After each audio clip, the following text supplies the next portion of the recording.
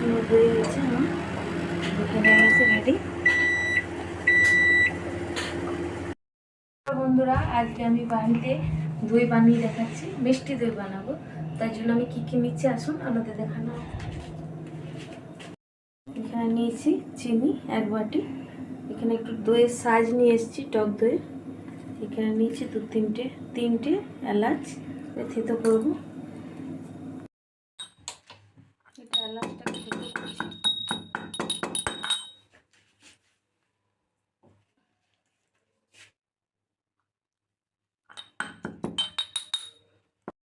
দিয়েছি দুধটা আমার ফোটানো আছে। দুধটাকে ফুটিয়ে ঘন করে নিলে খুব ভালো হয়, ফোটানো আছে দুধটা।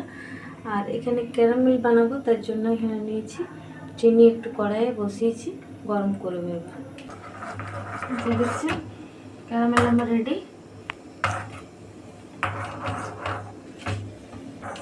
এর মধ্যে আস্তে আস্তে দুধ দিয়ে দিতে হবে, শিখবে ভীষণ, ওই জন্য একটু হালকা করে দিতে হবে আপনাকে।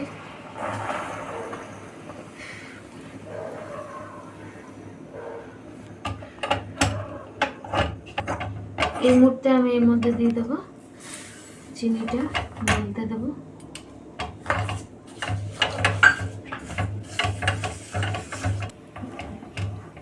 এখানে চিনিটা গলছে, চিনিটা গলবে, তারপর দেখাচ্ছি আপনাদের। গ্লাসগুলো দিয়ে দিলাম, কিছুক্ষণ নাড়বো। দেখছেন কিরকম কালারটা হয়েছে।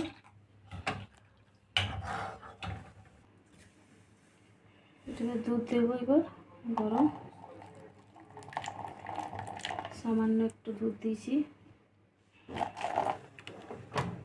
ছাঁচটা যেটা রাখা ছিল সেটাকে দিয়ে দেবো 1 চামচ, 1.5 চামচ দিলাম।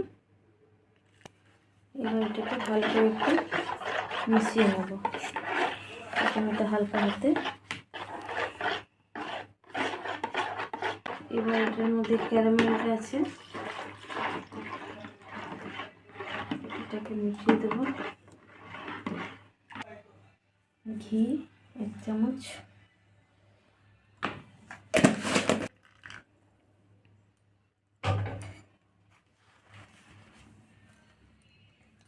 দুধটা মিলিয়ে দিয়েছি। এবার এটাকে গরম জায়গায় রাখতে হবে। এরপর এটাকে গরম জায়গায় ঢাকা দিয়ে ভালো করে রেখে দেবো। কালকে সকালে আপনাদের ঠান্ডা হয়ে গেলে আমি দেখাবো দইটা কীরকম হয়েছে।